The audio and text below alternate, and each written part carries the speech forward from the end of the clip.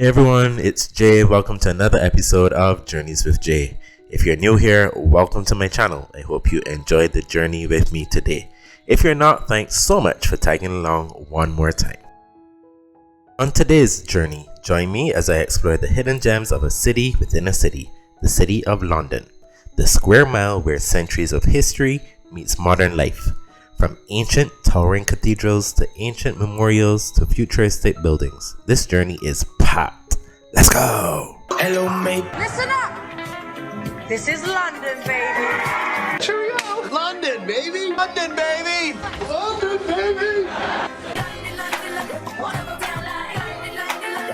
London, dun, dun, dun, dun, dun, dun, dun, dun, dun. Okay, because that's not going to get annoying.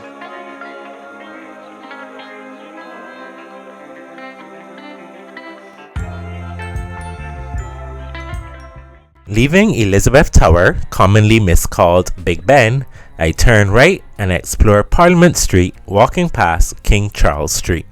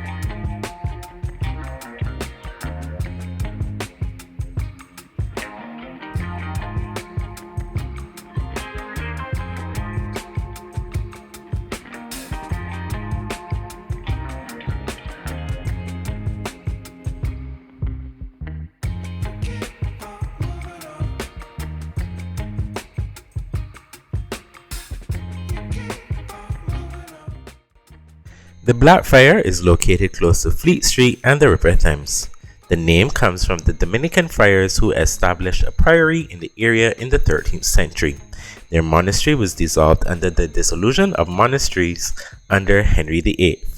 This Grade II listed pub dates back to 1875 and was remodeled in 1905, which gives it much of its character today.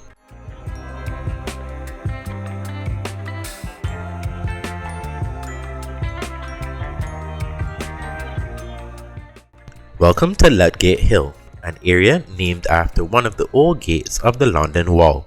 While much of the medieval structure is gone, the area still holds a sense of deep historical transition from gatekeeping to global commerce.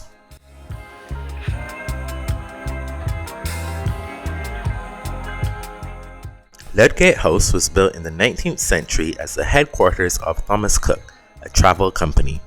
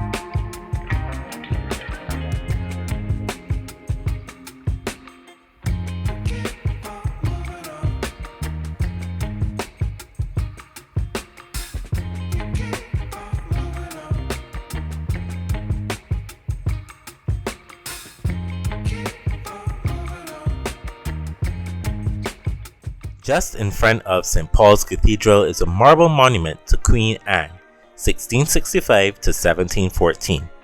This is the work of Richard Belt, replacing an earlier statue by Francis Byrne. Anne was Queen of England, Scotland and Ireland between March 1702 and the 1st of May 1707. On the 1st of May 1707, the kingdoms of England and Scotland united as a single sovereign state known as Great Britain. She continued to reign as Queen of Great Britain and Ireland until her death in 1714. The marble statue depicts Queen Anne in a robe wearing a gilded crown. She holds a royal scepter in her right hand and orb in her left, standing on a pedestal surrounded by symbolic figures representing Britannia, France, Ireland, and North America.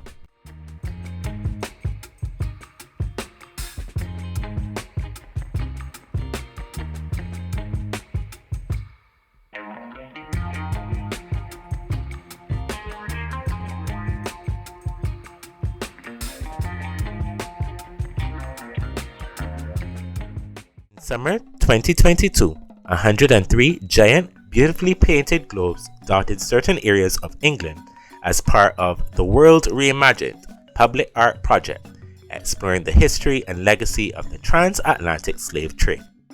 This globe features the work of Yinka Shonibare, which is presented as a map superimposing the routes of the triangular trade of the age of enslavement with the movements of imperialist capital and modern migration, exploring the complexities of Britain's role and relationship with Africa, the Americas, and the Caribbean across generations. Yinka labeled the former trade routes with the names of African cultural practitioners and pioneers, historical and contemporary, in the areas of music, science, literature, philosophy, film, and entertainment. This reverses the phenomenon of Western Enlightenment. African brilliance and intellectualism is highlighted and celebrated. Here is the name of famed comedian Trevor Noah. Each of the globe artworks is dedicated in honor to an enslaved person whose existence is only known to history through their name appearing on a slave register. The details of their life are obscured, and all we know is that they lived. This one is dedicated to Eliza Coakley, aged 22 in 1833 in Grenada. To see one of the globes that was placed in Brixton, click on the link in the title above or in the description. Next to St. Paul's Cathedral is the old temple bar built by Sir Christopher Wren. It was reassembled and relocated to the entrance of Paternoster Square in 2004. Wren's temple bar is the only surviving gateway to the city, which marked the boundary between the liberties of London and the city of Westminster. There were originally 8 gateways. King Charles II commissioned the structure shortly after the Great Fire of 1666, which damaged the previous timber structure. Wren then built the marble arched passageway between 1669 and 1672. Wren's temple bar stood at the junction of Fleet Street and the Strand for over 2 centuries, prior to being dismantled and removed stone by stone in 1878 in order to widen the street. You can walk through the main arch as well as 2 smaller pedestrian arches and see the detail of the structure on both sides.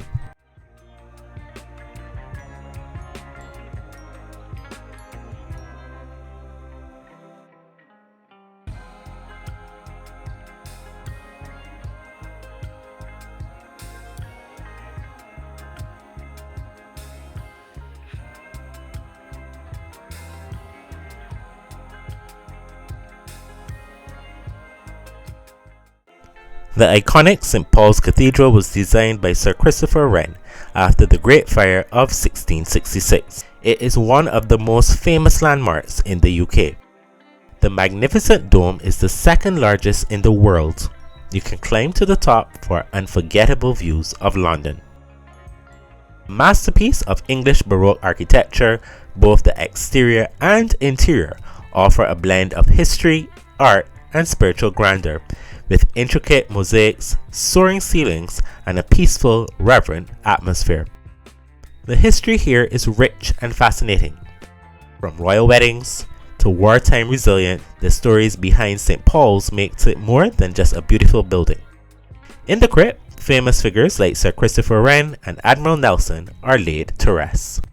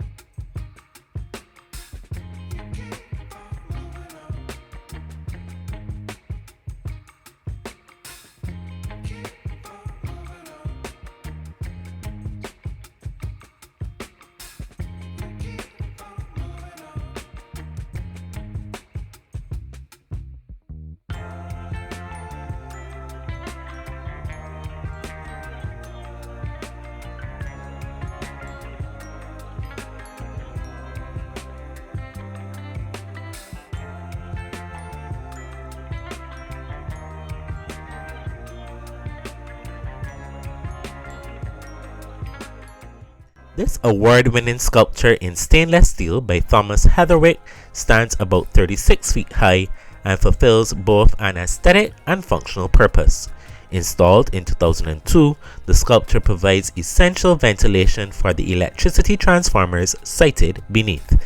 The designs of the vents, inspired by origami, are also known as angel wings.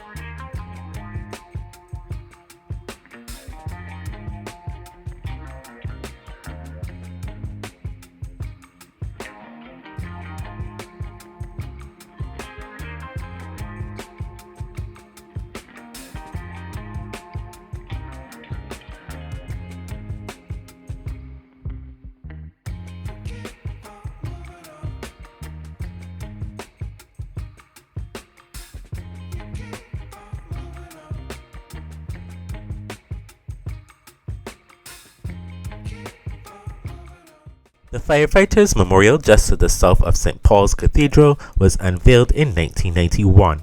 It consists of 3 bronze statues depicting 3 firefighters in action who served at the height of the Blitz of World War II, reflecting on the urgency and teamwork required in firefighting and the physical and emotional challenges faced by firefighters. Originally, the names of all firefighters across the UK who died in World War II were inscribed upon it, but after the monument was moved to its current location, the names of all those killed in the line of duty were added. Every year on the second Sunday in September, a service is held at the memorial to honor fallen firefighters and recognize the ongoing risks faced by those serving in the fire and rescue services.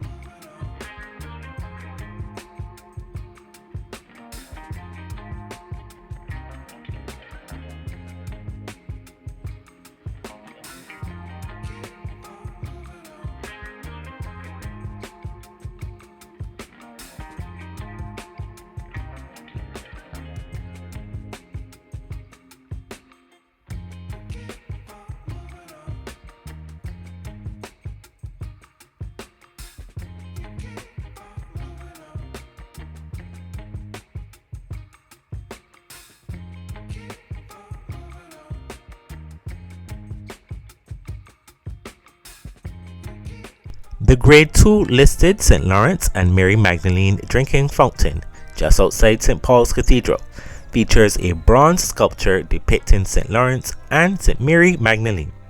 The fountain was originally installed in 1866 outside the Church of St. Lawrence, Jewry.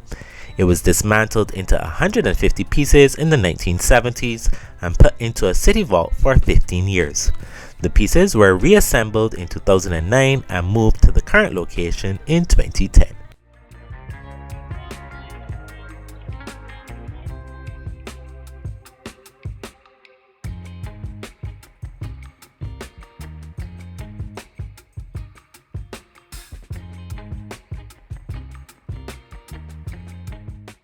Keon Grandison, influenced by her Jamaican, German, and British heritage, created this piece.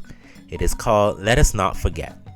It responds to the theme Stolen Legacy, the rebirth of a nation, which brings to life how Britain was transformed and enriched as a result of the transatlantic trade in enslaved Africans and the free labor of the enslaved. Mama Africa represents the common ancestor of all people of African descent. Grandison depicted her as adorned with jewels, beadwork, sacrificial marks, and an afro comb placed within her hair. She represents the rich culture and spirit of Africa. Also on the globe is a depiction of the wealth received by enslavers in order for abolition to have taken place. 46,000 slave owners were compensated £20 million, the equivalent of £17 billion today. A debt, according to Grandison, British taxpayers only finished paying off in 2015. Depicted here is Matilda Macrae, seated upon a beaded Yoruba throne. She is the last known survivor from a ship transporting the enslaved, whose birth name was Abake, meaning born to be loved by all. Captured in West Africa, Abake was sold at the age of 2 and taken to Alabama on the Clotilda, the last known ship to bring enslaved Africans to America in 1860. Matilda died in Alabama in 1940 at the age of 83. She is remembered by her family as having scarification marks of the Abaga type on her left cheek, indicating she came from the Yoruba tribe.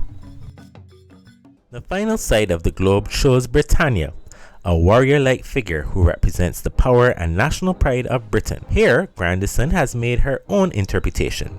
Britannia's helmet is adorned with cotton, her trident replaced with a sugarcane stalk, and her shield with the interior plan of a ship built to transport the enslaved, to acknowledge Britain's disregard for humanity and the true history that was the engine of Britain's economy up until the 19th century.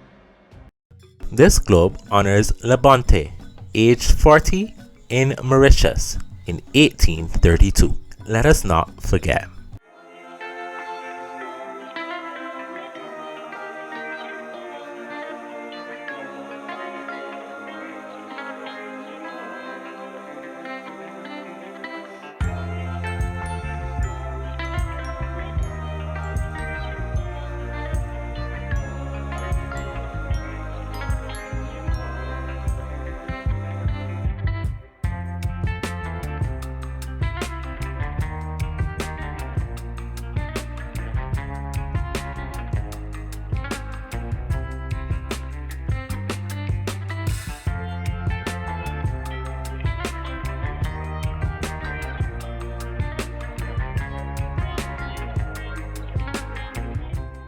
This astronomical clock, one of the few still working in London, is found at the main entrance to Bracken House, once home to the Financial Times.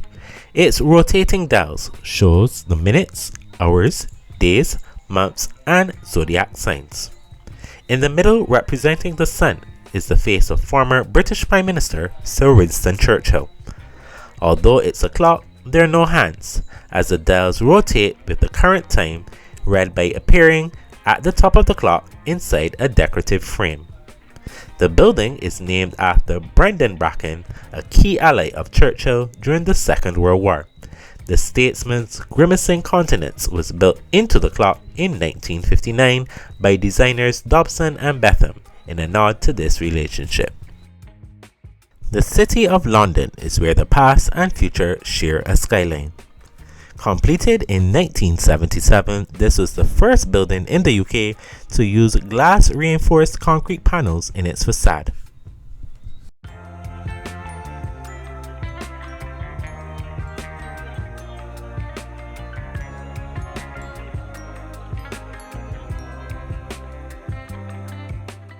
Along the streets of the City of London, you are sure to walk past one of the distinctive black bollards with their red stars and lemon squeezer tops that brand the city streets, the work of William Hayward.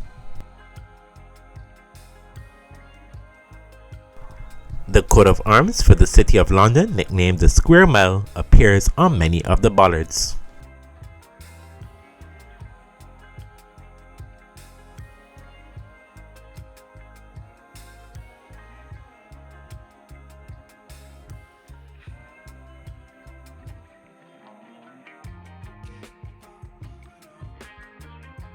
The Walbrook Building, constructed in 1871 by F.J. Ward, features 4 stories in painted stone Italian Gothic facade, consisting of superimposed arcades in an uninterrupted series of identical bays at each story.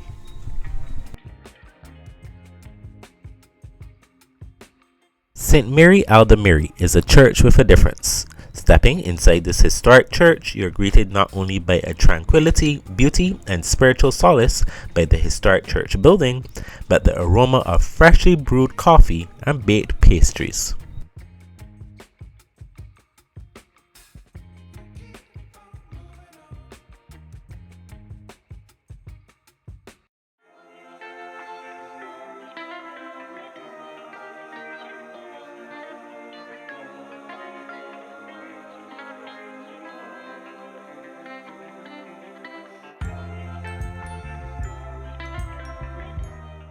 The Bloomberg Building was named the UK's best new building in 2018.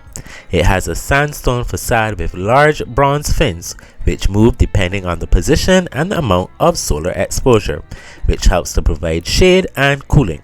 This helps the building also claim the title of one of the world's most sustainable office buildings.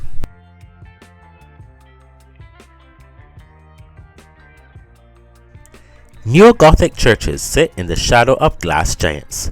This mix isn't just beautiful, it tells a story of survival, reinvention, and ambition. One minute you're in a medieval alley, the next you're under a 21st century tower. It's like walking through time. St. Stephen Church, tucked just off Walbrook, was also designed by Christopher Wren. It has a rich heritage dating back to the late 980.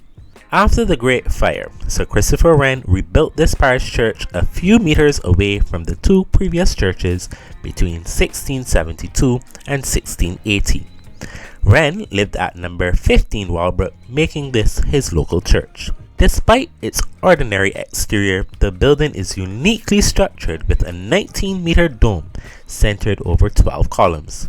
The church's dome was one of the first to be built in England, and the church remains one of the most unique of Wren's churches. The design is said to have been based on Wren's original designs for the St. Paul's Cathedral. The bright white interior of the church is matched by the stunning, massive, white polished stone altar in the center, built by Henry Moore in 1987. In the 1970s, the church was at risk of collapse and some of its historic designs were removed. This church is the birthplace of the Samaritans, a charity set up to help provide emotional support to anyone struggling to cope or at risk of suicide. Chad Verra, the vicar of St. Stephen, Walbrook, had been profoundly moved when taking the funeral of a 14-year-old girl who committed suicide in his previous parish. And after moving here in 1953, he dedicated a telephone line in his study that would be open to anyone who wanted to talk. The number, Mason House 9000, soon became widely known, and within 10 years there were branches of the Samaritans all over England.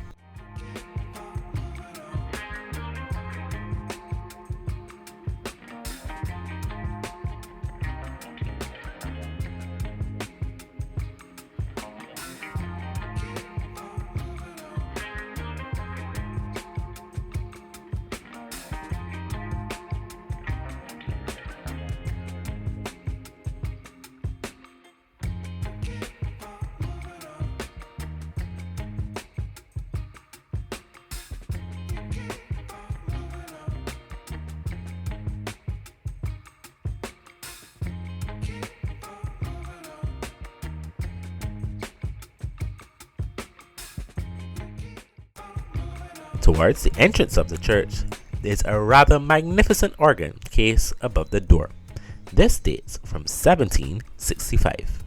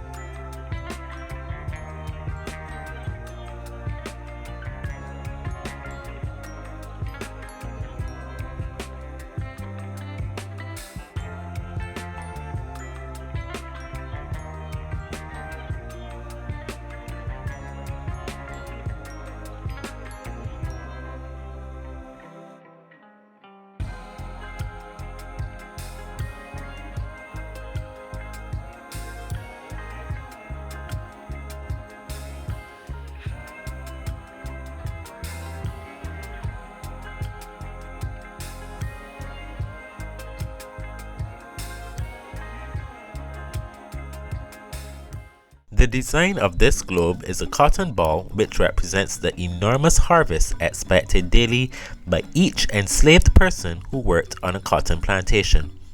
Although cotton itself is soft, it is surrounded by a hard and thorny structure that would cut the hands and legs of the workers, many of whom were children, as young as 11, who were considered to have the ideal height and hand size for picking.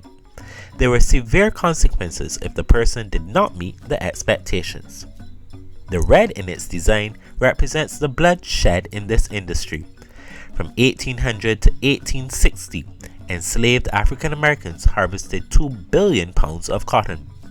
Almost all of the 80% exported to Europe went to Britain, where it was made into cloth and re-exported, an important raw material of the Industrial Revolution, instrumental in creating our modern world economy. This globe commemorates the humanity of those enslaved men, women, and children, a meditative memorial which considers and commemorates each life lost to the oppressive pursuit of the cotton cash crop. This globe is in tribute to Little Evans, aged 17, in 1832 Antigua.